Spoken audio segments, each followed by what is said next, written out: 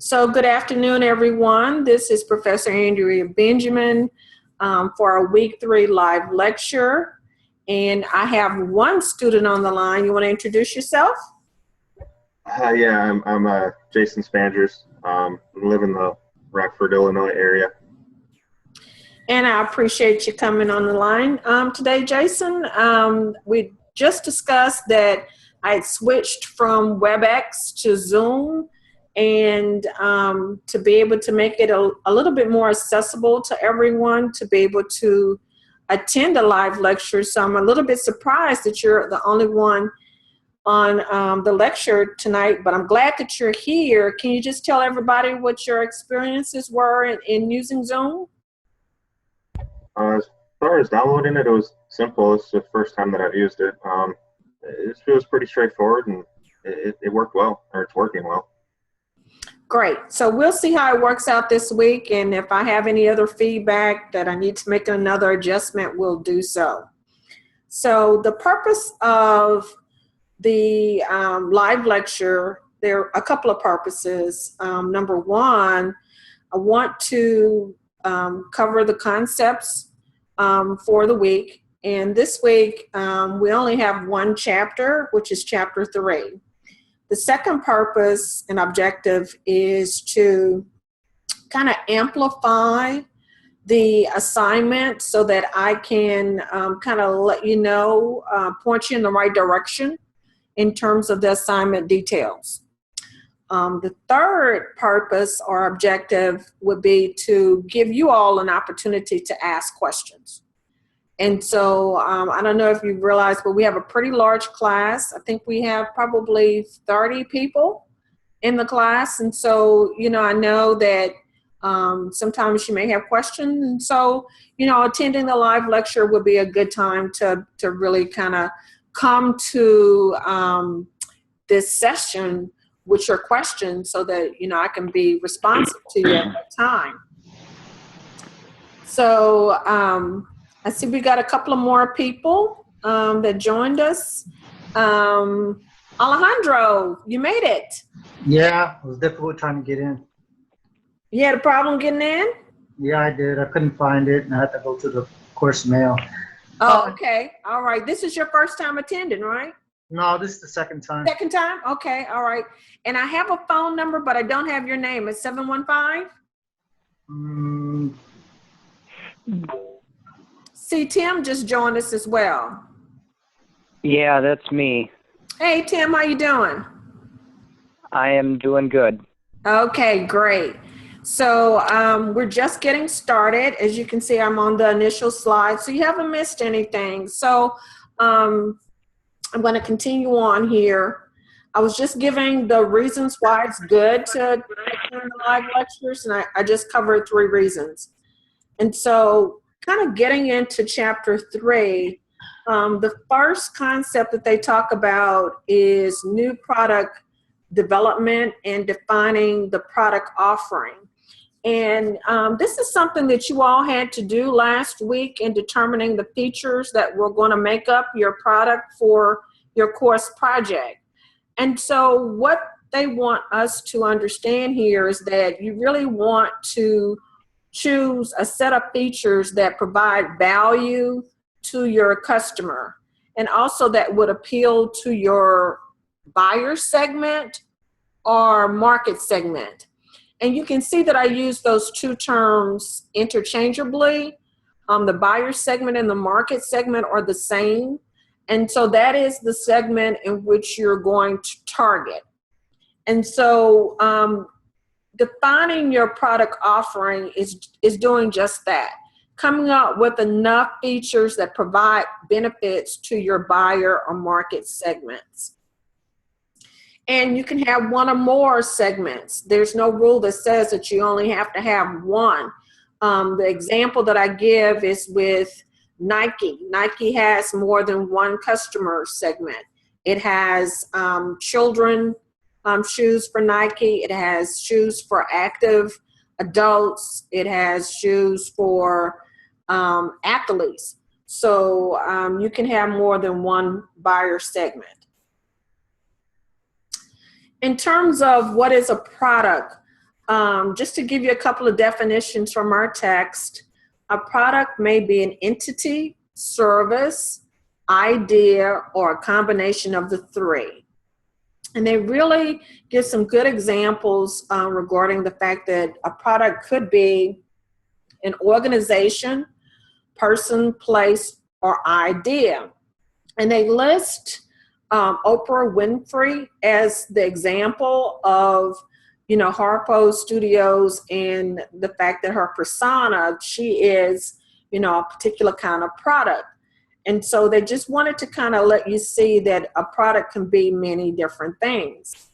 The next idea is that designing products for customer value means putting the product with enough features that delivers the benefits the customers are looking for. So that's kind of important. And I had just mentioned to you before in picking the right set of features that would appeal to your buyer segment. But you're not going to have so many features and functionality where the product costs more than what your customer market is willing to pay. So there's that balance there that marketers look at to be able to come up with the right set of features for their particular product. Now, how this relates to the assignment is that for the week 3 assignment, in the product description part of it, you're to include a short statement describing the features of your product. And many of you all have already determined what those features are. Now, you may, based upon some feedback that I've given to you, may need to change those features somewhat based upon what you've already learned over this week and last week. If you need to do that, that's okay. You still have time this week with your week 3 assignment to update the features of your product, so that's okay. The only thing, if you were going to totally change your product for your course assignment, would be to let me know if you're going to totally make another change. Also, in the assignment, it asks for a value proposition. And so the question is, what value does your product commit to deliver to customers? What are the key benefits of using your product? And what problem does your product help consumers solve? So you're going to be looking at the benefits that your product provides to determine what the value is to consumers. And so one way that you can do that is by articulating what problem your product helps consumers solve. And so I guess I want to provide some guidance here in that this is a pretty lengthy assignment in terms of what it's asking. And what you want to do is come to the assignment in explaining more rather than less. I really need you all to articulate, and many of you all have done so, what you mean by each aspect of this assignment. And so describing as much as you possibly can is probably a good idea because you really want to come across clearly with your responses to each aspect of the assignment. Any questions?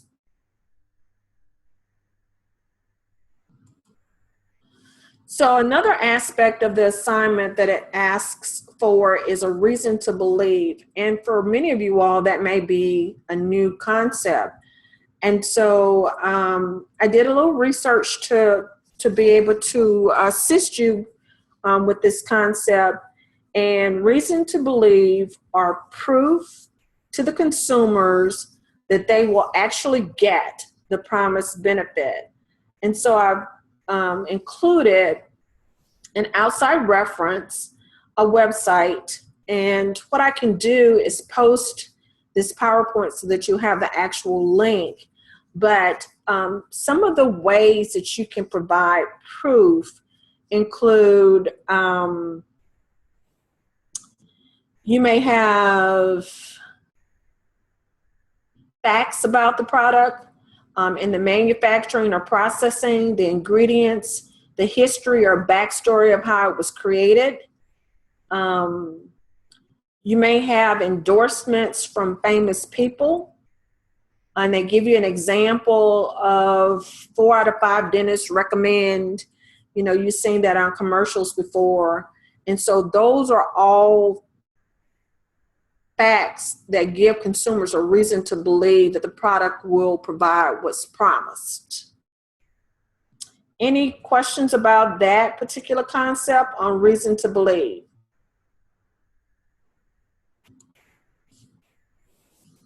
The next concept that I'd like to talk to you about is product life cycle. It happens to be one of my favorite concepts. And so the product life cycle describes the revenue and the sales cycle of a product from the time that it was introduced to the time that it dies a slow death. And so typically the product life cycle is broken up into phases, and introduction is the first phase, although the bell curve chart that I have here says startup, but introduction is typically what it's called. The second phase is growth. In the middle is maturity. And when it starts to the sales start to decline, that's the decline phase. And so what this concept does is explain to a company, the pricing and the promotion that they can use in each phase. For example, in the introduction phase, like when the iPhone first came out, the iPhone, I don't know what the price was, but let's say it was $600 was the cost of the phone. It had very few competitors. The Galaxy had not come out at that time. And so that was in the introductory phase. So the sales were just starting to climb up. And then because it had a feature set and contained benefits that the target market liked, it went on an accelerated growth curve. And during the growth phase, you start to get more competitors. And sales start to increase as well. But your promotions may also change.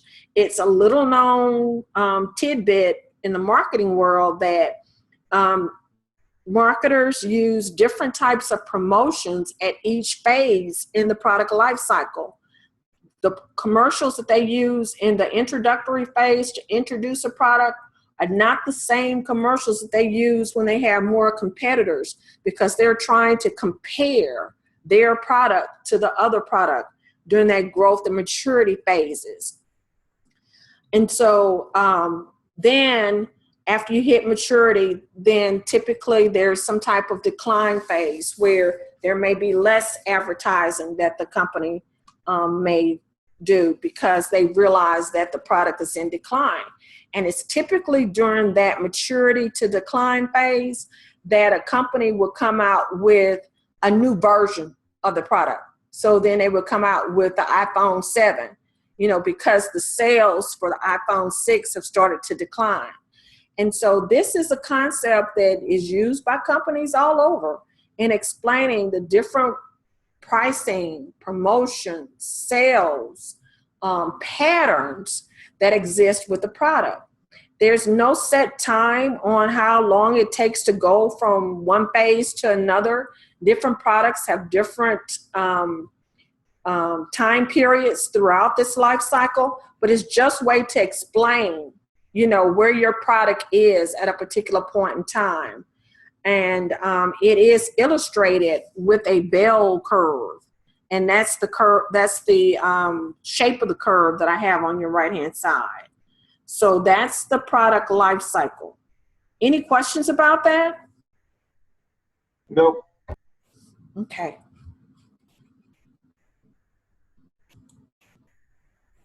Moving on to primary and secondary marketing research.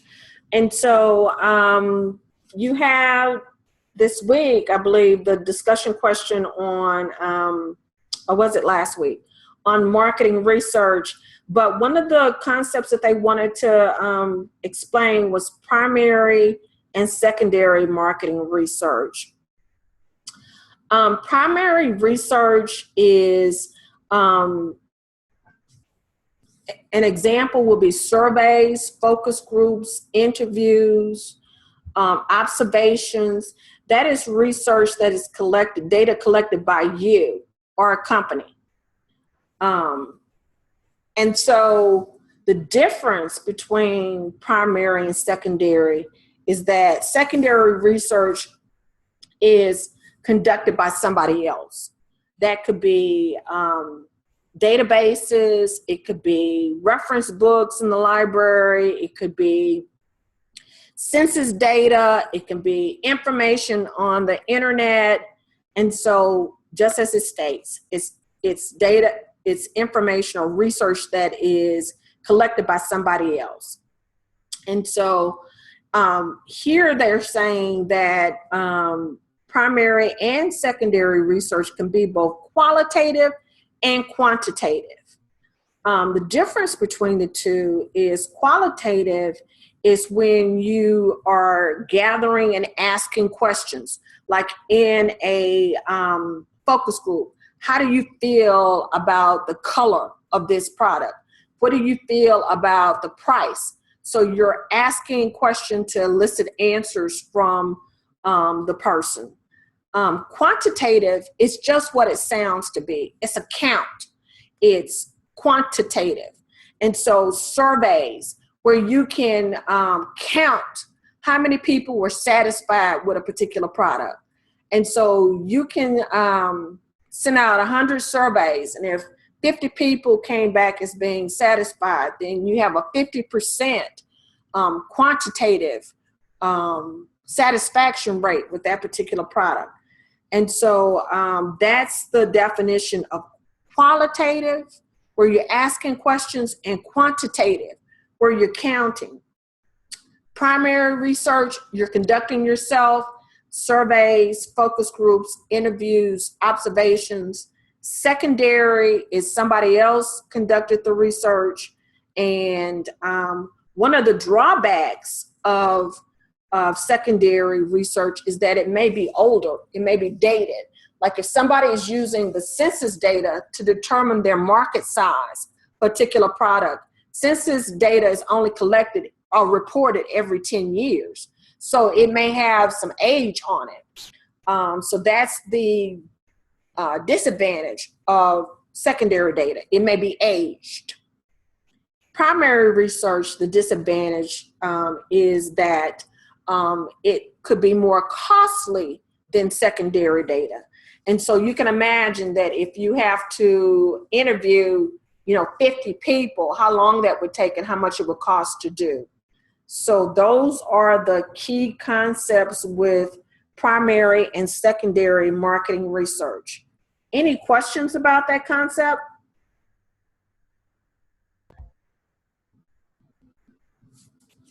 Okay.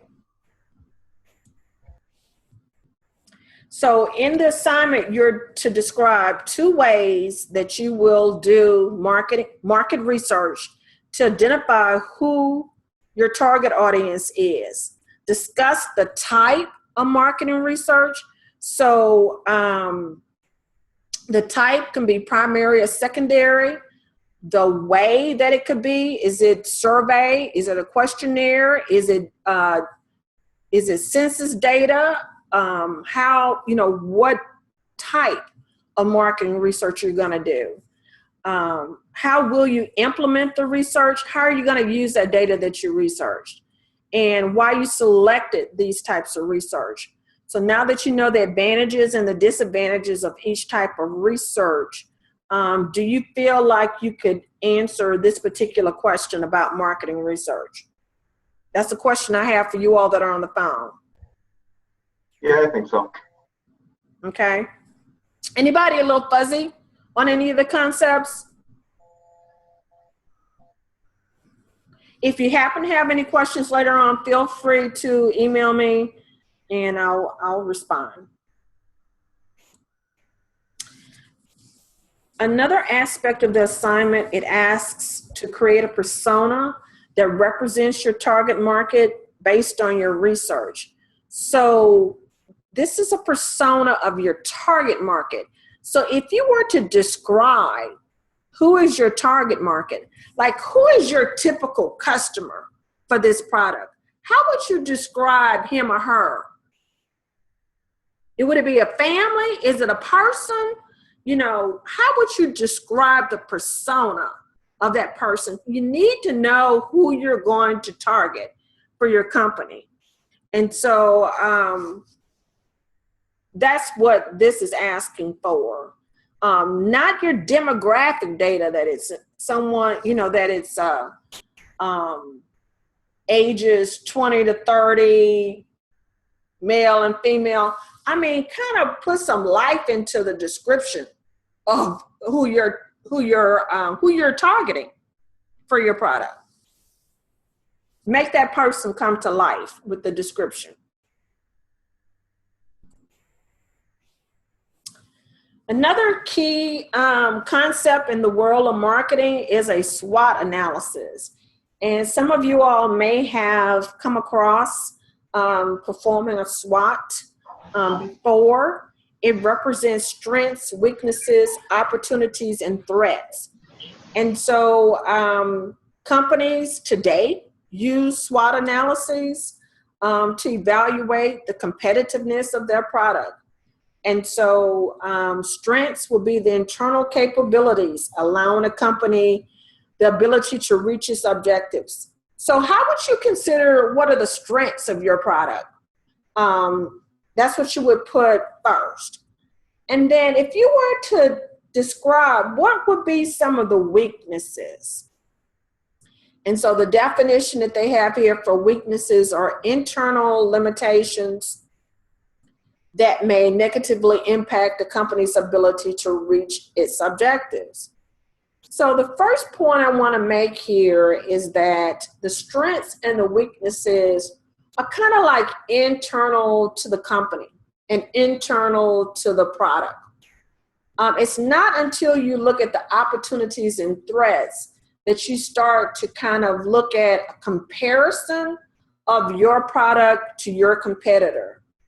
And so let me just go over the best that I can how I typically explain this aspect of the assignment of a SWOT analysis when I teach the class live.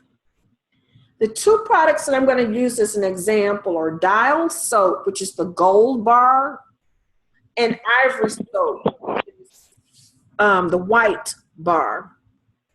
A strength of Dial Soap may be that it was antibacterial, that it is antibacterial. In fact, Dial Soap has been antibacterial for a while. The strength of Ivory is that it's great for sensitive skin.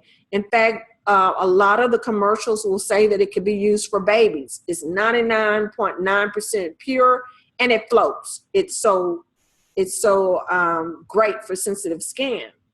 So those are the strengths. The weaknesses of, one weakness of Dial Soap may be that it's too harsh for sensitive skin. I typically would not say that somebody would use that gold bar of Dial Soap on a baby because it's just too harsh. And then one of the weaknesses of Ivory Soap is that although it's great for sensitive skin, it is not antibacterial. And so an opportunity for Dial would be if it were to take the antibacterial nature of its soap and then have a version for sensitive skin. That's an opportunity. And then vice versa. If Ivory happened to say, okay, we got sensitive skin down pat, but we need to add antibacterial.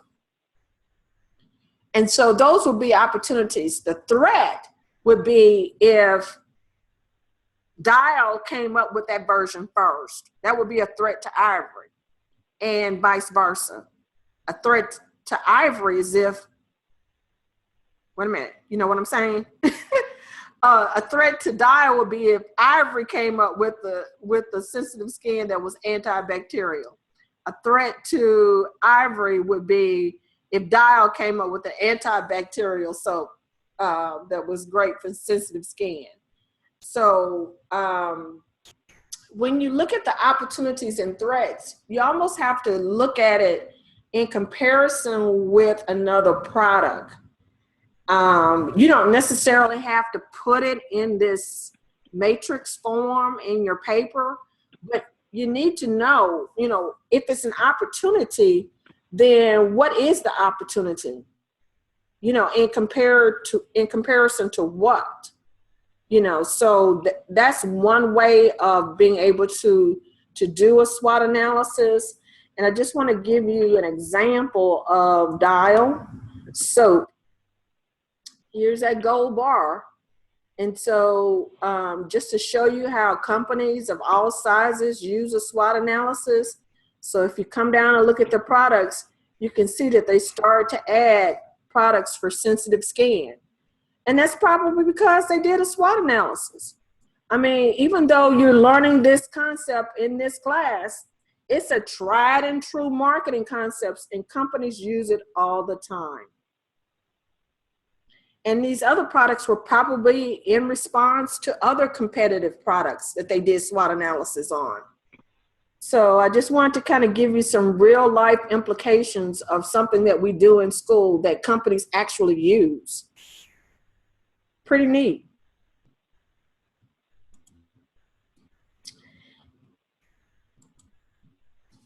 Any questions about SWOT, the SWOT analysis? Hopefully it came across clearly.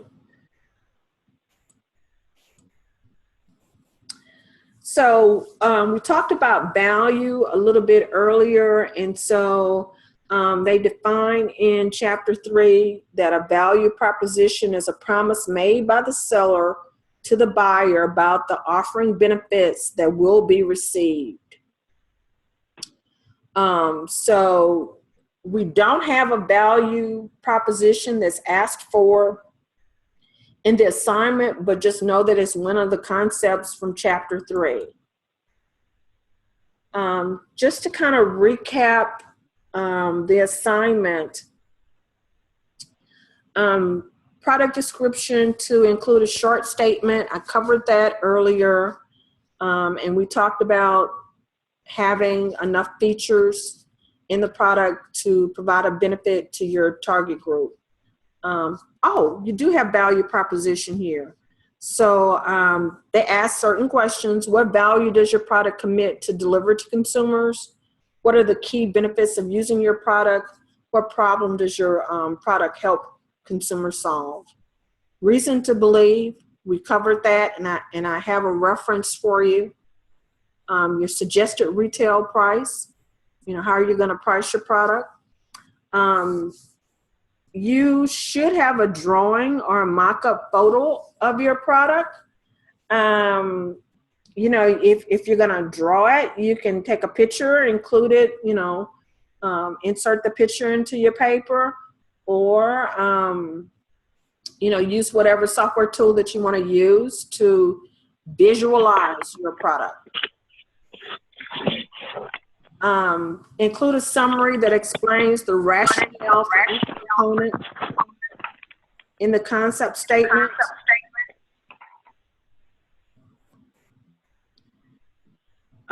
Describe 2 ways that you would do marketing research. Create a persona for your product, and create a SWOT analysis. And I believe that is it. What questions do you have about the week 3 assignment? So we have to come up with a picture of what we envision our product to be. Correct.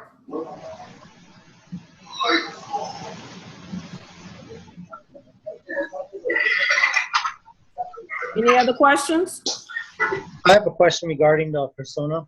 Uh-huh. What if your target markets are companies or businesses certain types of businesses.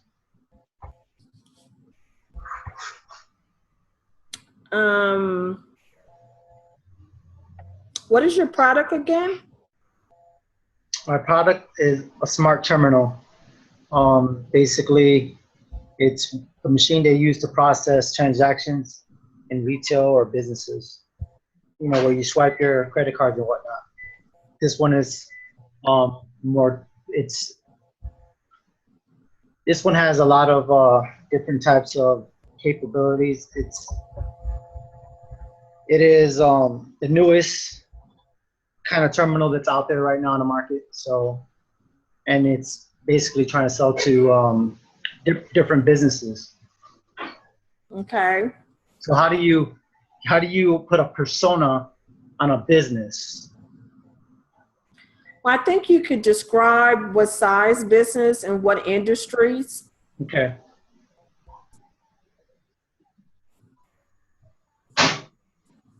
All right. Anybody else have any questions?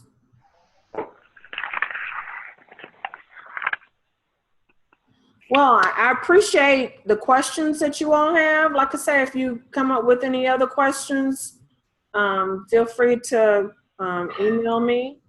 The keyword or what you want to put for the live lecture, the question that I'm going to ask is, what type of graph illustrates the product life cycle?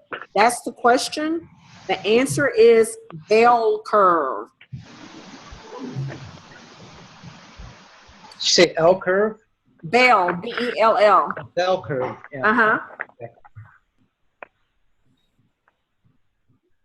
And so I'll post these slides into the announcements area. And I look forward to hearing y'all next week. Okay. Thank you. Thank you. Bye. Thank you. You're welcome. Bye.